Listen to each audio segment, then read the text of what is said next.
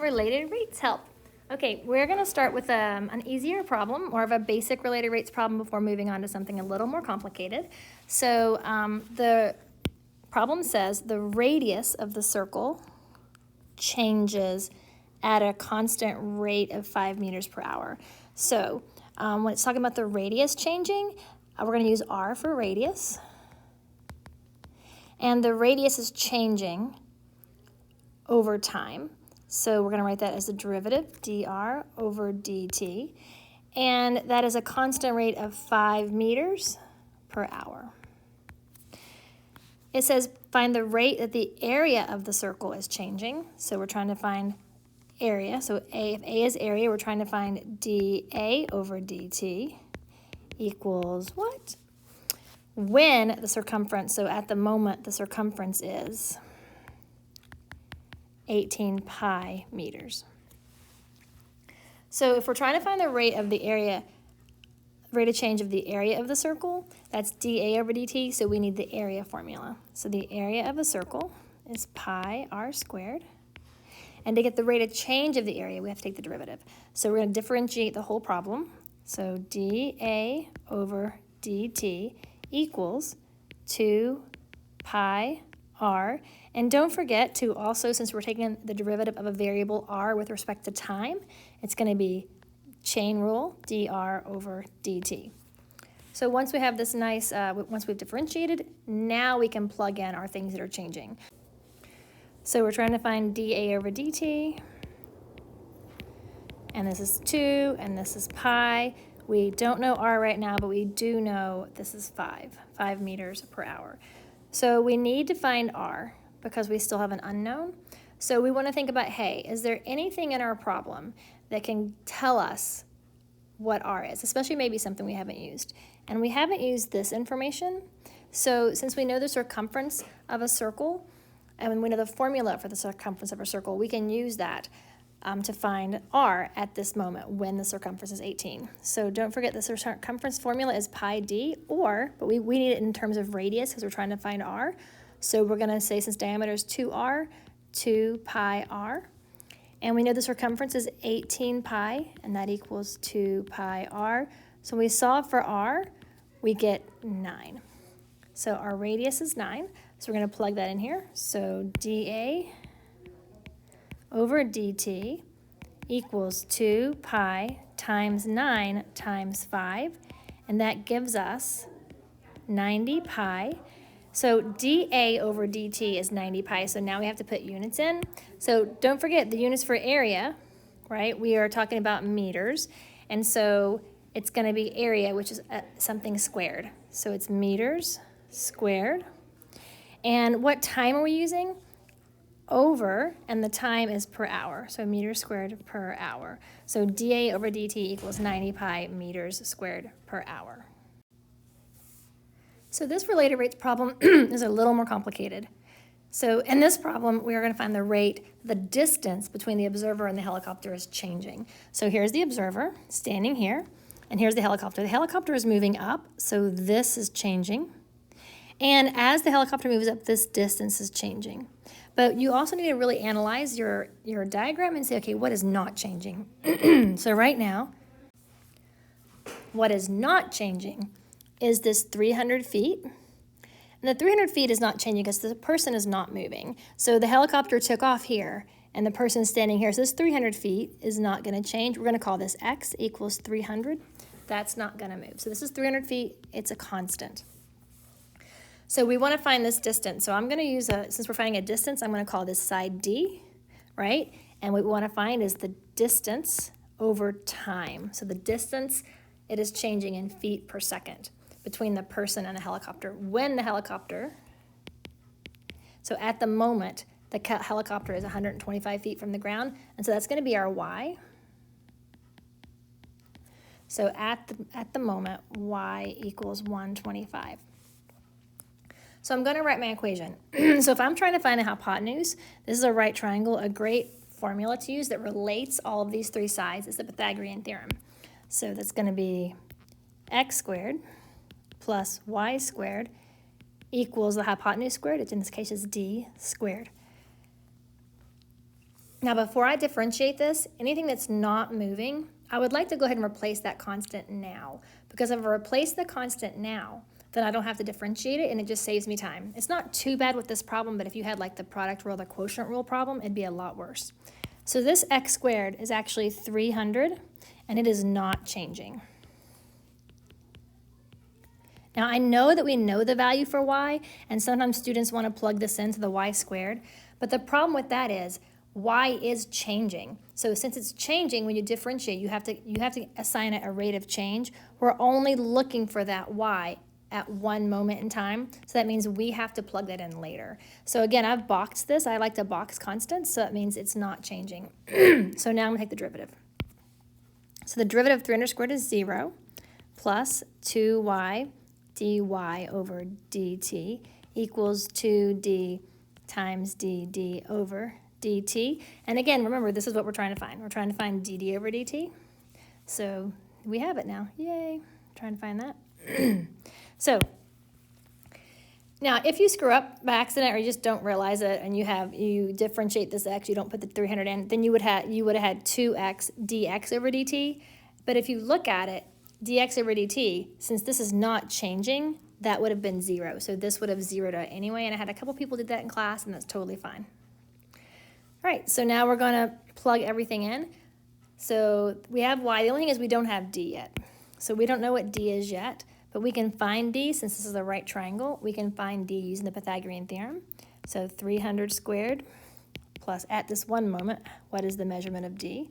At the moment that the helicopter is 125 feet off the ground, what is d? And when you do the Pythagorean Theorem, you find out that d is 325. So now we can plug things in.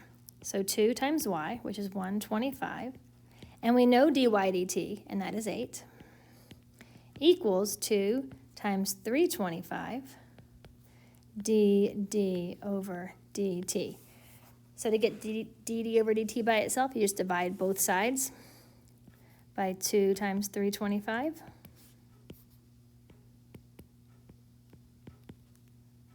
And then you simplify.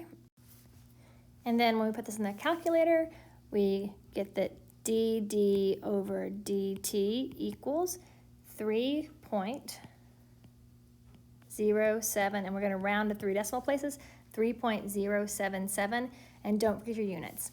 So our units are going to be dd, so this is the distance. So our distance is in feet, so feet. And what time are we using? The time is going to be in seconds. So here is part B of this problem. And in part B, I hope you notice that they completely changed what y is. So this is like a whole new problem now. We can't actually use the information we found from the problem before because we are no longer at y equals 125 feet. Now we want to know that at y equals 400 feet. This is a completely different time. So our dh dt, or our dd dt that we found from before is not going to work any longer. So we need to let theta be the angle of elevation, so there it is, and we want to find the rate of change of theta. So that means the rate of change of theta, that's going to be d theta over dt. So when we look at this problem, we need to remember that this person is standing here, and the helicopter is taking off here. They're just standing here, they're not moving. So this side is constant. And we really want to use any constants that we can because it makes the problem so much easier. And this is our adjacent side because obviously if we're doing theta, we're going to be talking about trigonometry. And notice we also have a lot of information right here about side y.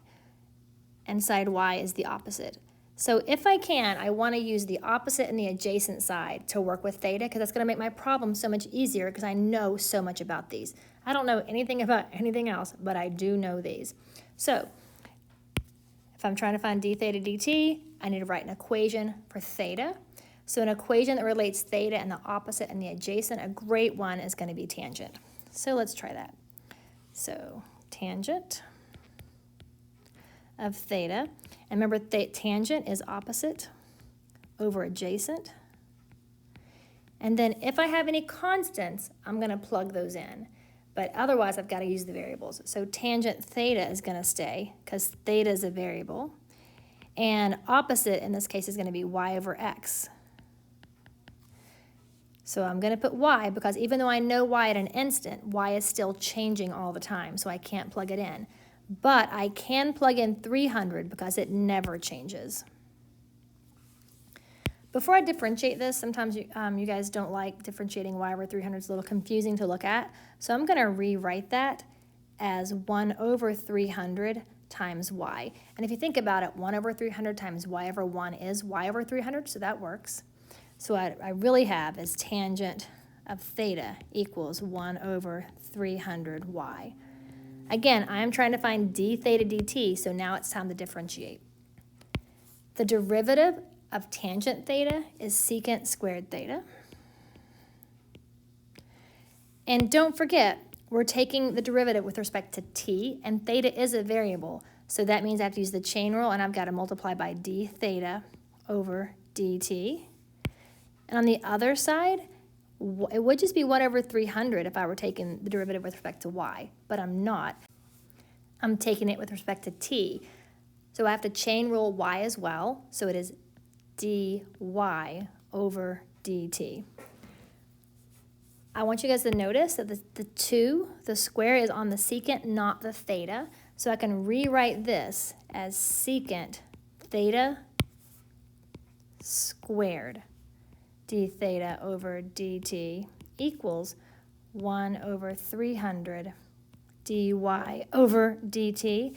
And now I can start plugging stuff in. So we need to get the secant of theta, and we're trying to find d theta dt. What is this? So we need to plug in secant of theta, and we also need to plug in dy dt. We know dy dt is 8, so we just have to find secant of theta. So I'm going to come up here to my triangle, secant of theta. Remember, secant, the ratio is, it is the reciprocal of cosine, so it is ha. And so I need my hypotenuse over my adjacent. I know my adjacent is 300, and I can use the Pythagorean Theorem to find my hypotenuse. And if I notice the 300, 400, so I know it's a 3, 4, 5 triangle, but if you don't know that, you can use the Pythagorean Theorem, which would be 300 squared plus 400 squared equals h squared, and that'll give you h equals 500. And this simplifies to 5/3. So we're going to put 5/3 in for secant. So 5/3 squared d theta over dt equals 1 over 300 times 8. And to simplify that, 25 over 9 d theta over dt equals 8 over 300. Now I need to get d theta dt by itself. Instead of dividing both sides by 25 over 9, because then you're going to have to multiply by the reciprocal, it's just easier to think about it as, hey, how do you get rid of 25 over 9? You can multiply both sides by the reciprocal, which is 9 over 25. So that gets rid of the 9 and the 25. And then we're going to put this in our calculator. So d theta over dt ends up being 0.0096. And let's look at our units. So remember, theta is an angle. And so for angle measures, it's either going to be in radians or degrees. So we measure angles in radians or degrees. Like angle measures like 30 degrees or pi over 6 or 45 degrees, pi over 4, or 3 degrees or 10 degrees. But in calculus, we use radians. Remember, calculus is rad. So our theta is going to be radians. And our time, what was our unit of time we were using before? I forgot, but I think it is seconds. Yes, it is seconds. So our unit of time is seconds. So this is the rate of change of theta in radians per second when the helicopter is 400 feet off the ground. Have a great day.